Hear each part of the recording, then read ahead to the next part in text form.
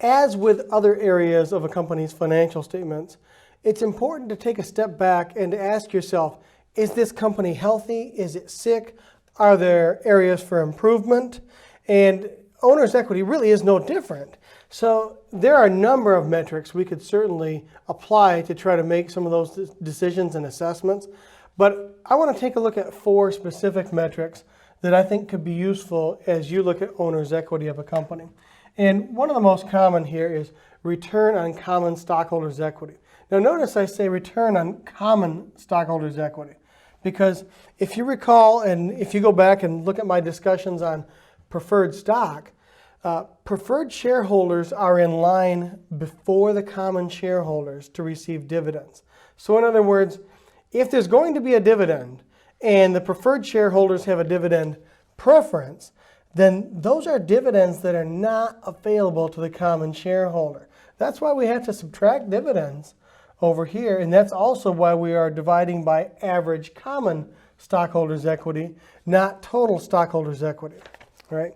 You could probably conceive a variation of this formula and apply it to preferred shareholders, but we're going to focus on the common shareholders. So let's just say that net income for the period was $60,000, and the preferred dividends paid to preferred shareholders for this period was $10,000. So we're talking about for the year 2018 in my example here.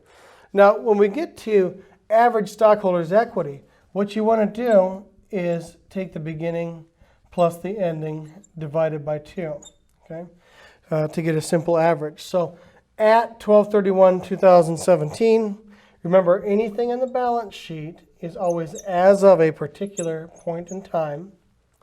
And then as of the end of the next year, we have $600,000. Well, that adds up to $1 million, guys. And honestly, you can just eyeball this, and you can see that the midpoint is going to be $500,000, right? Or you could add these up. 1 million divided by 2 is 500,000. And we have our common shareholders' equity, the average. Now, there are more complicated ways to measure average common shareholders' equity. You could do it on a per day method or a weighted average, but we're just kind of doing a simple here. Beginning plus ending divided by 2. And now we have the building blocks here. What you can see is this is going to net out to $50,000. I probably don't have to spend a lot of time doing the math with you here. Right? There's your $50,000. I let that one kind of go off the top of the screen, so we'll put it there. 50,000 divided by 500,000, return on equity becomes 0.1, which is the same as 10%. So that tells you that you're earning, if you are a common shareholder for 2018, you generated a 10% return on the equity invested in the company. You can use that to determine whether or not this was a good investment. Does that meet your criteria? Is 10% good enough? The PE, price earnings ratio, uses earnings per share, what we just calculated, as a starting point, right? You recall just a moment ago, we said the earnings per common share was $10. Well, let's just assume that the current market price for a share of this stock is $20. And the math is really, really easy here. That means your earnings per share is 2.0. Stop and think about what that means. That means that investors currently are willing to spend $20 to purchase 1 share of stock. What do they get in return? Well, last year they would have earned $10 of net income for that share of stock. That would have been their little piece of the pie. So you have to ask yourself here, is there some optimism? And there's a pretty good chance that there's optimism. Otherwise, why would a rational investor be willing to spend $20 for a chance to earn $10, right? That's a high cover charge for the party. There must be some enthusiasm, some optimism here. So the price earnings ratio, if you asked me, is it good for the PE ratio to be high? Is it good for it to be low? And the answer is, it depends. I know a lot of answers are like that. But let's talk about what high or low could mean. A higher PE ratio could signal a ton of optimism regarding this company, and it could signal that this is a terrific investment. Okay, we're getting in at the ground floor of something that really is, I mean, the people, they feel very optimistic about it. A high PE ratio also could be the sign of an overvalued company, right? Could go either way.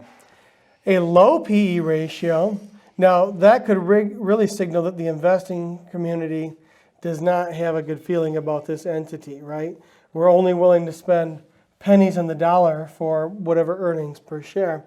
So it could be a signal that things are pretty dismal, but a low PE ratio also could be a sign that this is a hidden gem, an undervalued entity.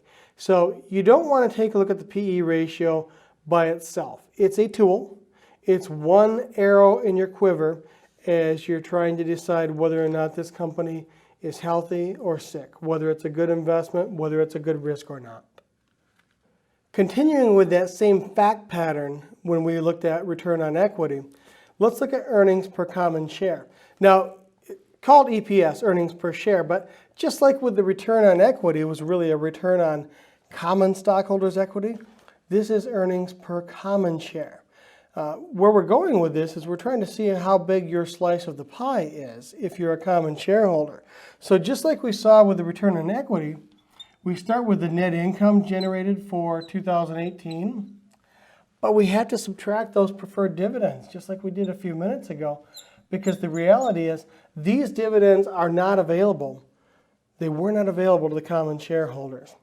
The average number of shares outstanding, I'm just going to give you that number in this case. We're going to say it's 5,000 shares. There are a number of different ways of calculating this number. The simplest would be to simply say the beginning number of shares. So at the beginning of the year, ending shares, divide by 2. There are ways to do it on a weighted average. We're going to just kind of keep this a simple illustration right here. So what you can see very quickly is the earnings per share becomes your numerator, $50,000, and the average number of shares was 5,000 shares. The math is not particularly difficult. It's almost like I designed it that way for illustration. $10 a share. You see, because we're not so focused on can you do the math here. You better be able to do this math if you're looking at this at a college level. What I'm more interested in is, can you evaluate this number? What does that mean to you?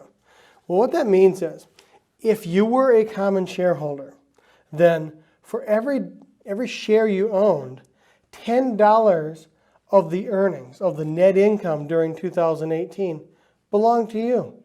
That was your slice of the pie.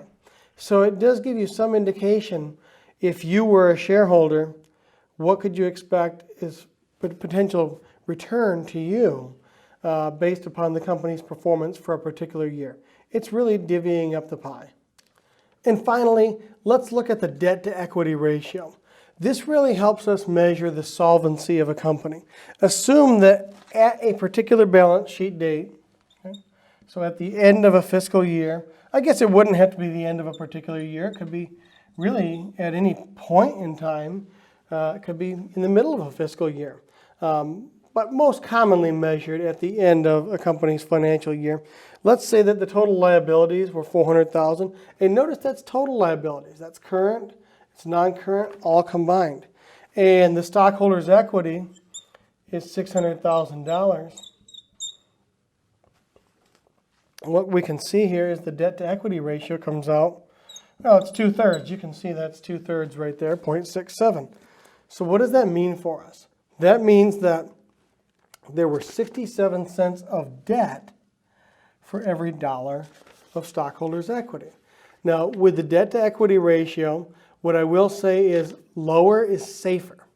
I'm not going to say that lower is better because that's a broad statement. It might be better, but you might be giving up opportunities for leverage if you don't use liabilities wisely.